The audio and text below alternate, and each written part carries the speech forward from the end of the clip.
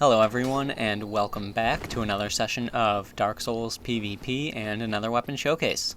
This time, after somehow forgetting it for however long I've been doing this, I'm using the Halberd in this showcase. Now, I love this weapon, it's always been one of my favorites, and I don't know how I managed to forget it for this long, but I somehow did. So, getting started with it, finally. The Halberd is a really fun weapon to use. I like this thing a lot. It's a quality weapon with a C scaling in dexterity and a D scaling in strength. It requires 16 strength and 12 dexterity in order to wield, and it weighs 6 units. Now, the Halberd is a fun weapon to use in my opinion because it works incredibly well with the Leo ring. It's very easy to use. It's got a great moveset. It can dead angle extremely easily. And, you know, this weapon is just really user-friendly. It's extremely easy. I mean, look at that. 1,708 damage. Boom. Done. 3 hits. Easy. It's very, very easy to use. And people don't always expect it.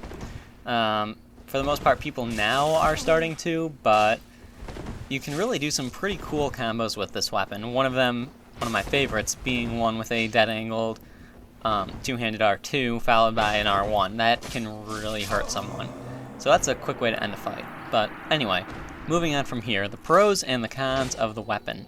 I would have to say the biggest pro of this weapon is the amount of damage it can do when combined with the Leo ring.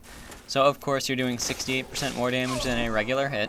On average with it, you'll be hitting probably just around 700. Not the highest you can hit with a Leo ring, definitely not, but it's a good amount. So, I mean, who's going to complain aside from the people you're killing? Other pros of the weapon, right there, he got a good parry on me, but he didn't get the riposte, so that was a bit lucky on my part.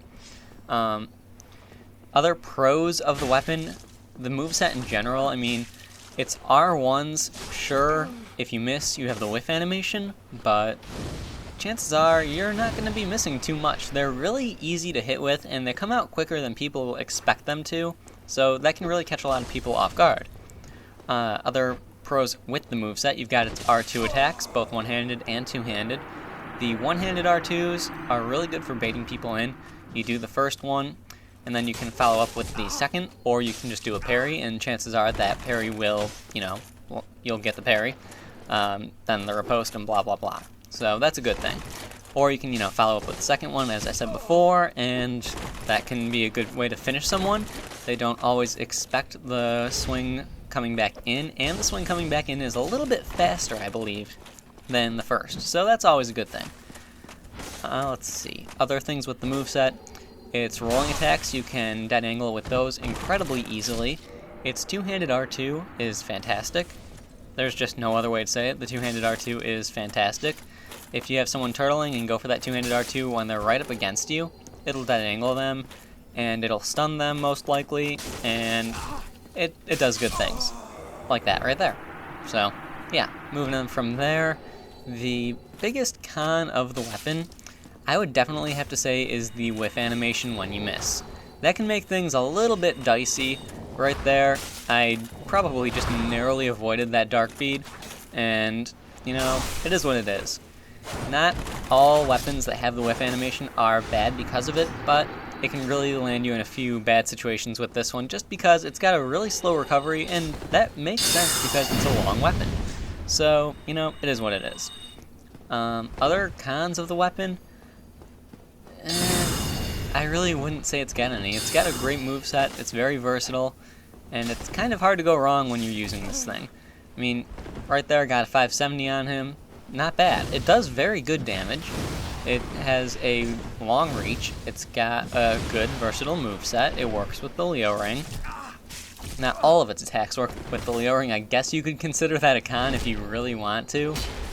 But, I mean, you have the Lucerne for that. So, yeah, that would be a bit silly.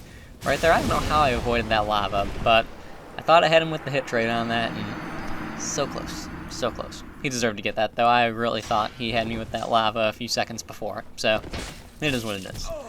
Another thing, the jumping attacks. People don't really expect them for some reason. Not exactly sure why, but they are good to do if you're just starting to get into a bit of trouble. Just because they've got a really wide reach, as do most of the other moves in this moveset, aside from the R1s, of course. They've got a really wide reach, and you get that extra little bit of range on it from the jump itself. So, really, a very good weapon. There's hardly anything bad to say about it. I mean, yeah, it's just a good, fun weapon to use. So, if somehow you have not ever tried this thing, definitely pick it up. Definitely worth a shot. And yeah, I mean, just look at the damage I'm doing. I don't know what happened there. That was probably just some weird bit. Well, that definitely was just some weird bit of lag. Gotta love being on the PlayStation. I switched over to the PlayStation for these couple of fights, just because I was starting to have I was just starting to have a hard time finding people to fight on the Xbox. It was like half an hour between invasions, and no one wants that. So I just, moved on to the other system. No big deal. It's nice having both now, but anyway. There is one fight left after this. I really don't have anything else to say. It's kind of cool being on PlayStation and, meeting new people, seeing new people, and fighting people you've never fought against. Pretty much everyone that I was fighting in this video that was on the Xbox, I recognized their name. Can't say that about the PlayStation. So, I don't know. Going off on a bit of a tangent, but anyway, just to quickly recap, the biggest pros of the weapon would definitely be the fact that it works with the Leo ring, the damage, the reach, the moveset, so on and so forth. The cons, the whiff animation when you miss with an attack, but that's not really that big of a deal in my opinion. Other cons, I guess you could say it's easily roll backstabbed, but careful play can avoid that, so it is what it is.